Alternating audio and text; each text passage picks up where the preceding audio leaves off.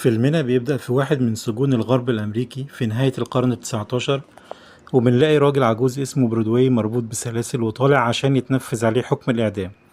وقبل ما يتشنق بيشوف ابنه وبيسأله انت جاي ليه؟ جاي عشان تشوفني وانا بموت؟ ابنه هنري بيقول له لا، ده الكائن هو اللي بعت لي رسالة عشان اجي اودعك. وهنا ابوه بيحضنه وبيطلب منه ويوعده انه ينتقم له من اللي وقعه وظلمه، وهو اسمه سول بوتلر عمدة مدينة ترينيتي. وبيظهر في الخلفية راجل اسود غريب بيبصلهم وبيضحك. وبعدها الكاهن بيحرق جثة برودواي وبيدي الرماد لابنه هنري، وبيقول له ان ده عشان ما يحصلش عدوى وامراض من الجثث. وبعدها بيتحرك هنري وبيتجه للبلد اللي اسمها ترينتي عشان ينتقم لابوه من العمدة اللي اسمه سول بوتلر. وفي الطريق الراجل الاسود ده بيقابله وبيتكلم معاه وبيعمل نفسه عايز يساعده وبيديله مسدس عشان ينتقم لابوه. واول ما هنري بيوصل لمدينة ترينيتي بيشوف العمدة طالع من مكتبه وبيمشي وراه لحد ما العمدة بيدخل الكنيسة، فبيدخل وراه وبيحاول يقتله. لكن العمدة بيقول له إن اسمه غابرييل دوف ومش سول بوتلر، وبيقول له إن هو هيوصله لسول بوتلر. وبيخرجوا من الكنيسة وهم ماسكين المسدسات على بعض والناس بتتجمع، لكن غابرييل بيطلب منهم ما يتدخلوش وبيشاور لهنري على قبر وبيقول له يقرا مكتوب عليه. ساعتها بيلاقي إن ده قبر سول بوتلر، يعني معنى كده إن خلاص مش هيقدر ينتقم لأبوه زي ما وعده. وبيرمي المسدس من ايده وبيتضايق جدا. وبعدها العمدة غابرييل بياخده على الحانة اللي في المدينة وبيعزمه على مشروب، وهنري بيقول له انه مش متعود على الشرب ده. وساعتها بيسأله انت ناوي على ايه؟ وهنري بيقول له انه صرف كل فلوسه عشان يوصل لهنا عشان ينتقم لابوه، وما كانش مخطط هيعمل ايه بعد كده لانه كان عارف انه هيموت وهيتسجن بعدها. لكن غابرييل طلب من صاحب الحانة انه يوفر له اكل وشرب ومكان للنوم لحد تاني يوم، وكل ده على حسابه هو. واتفق مع هنري انه اول ما يصحى الصبح يسيب البلد ويمشي عشان ما يحصلوش اي مشاكل.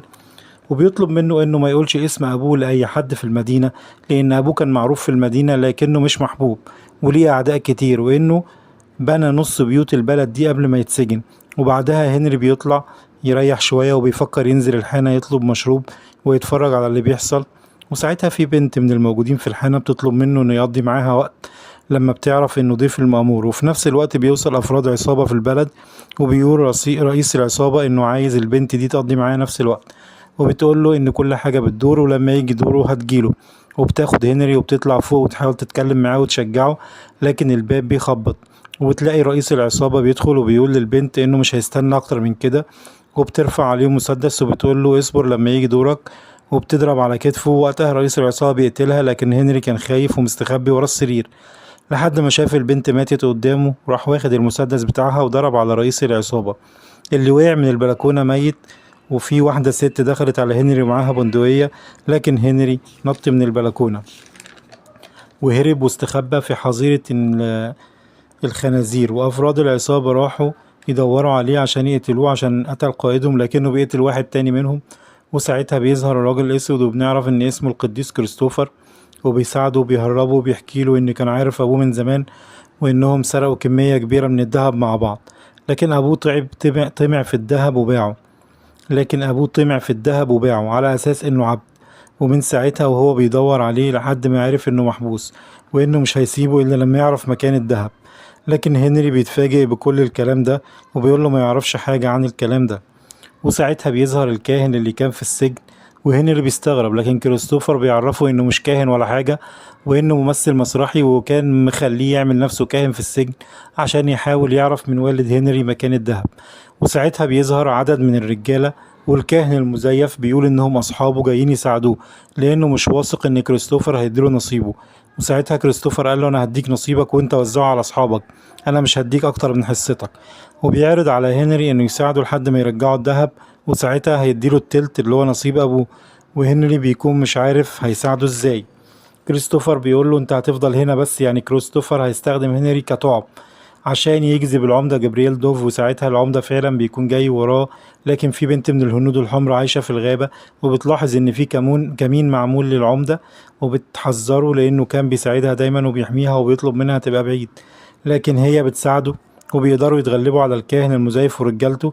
لكن كريستوفر بيهرب والعمدة بياخد هنري معاه لحد بيته وبيخبيه في الحظيرة، وبيطلب من مراته انها ما تفتحش لحد، وخصوصا لو كان لابس هدوم رجل دين. وهنا الفيلم بيبدأ في حتة تانية، بيبدأ يدخل في حتة تانية، جريمة قتل وخيانة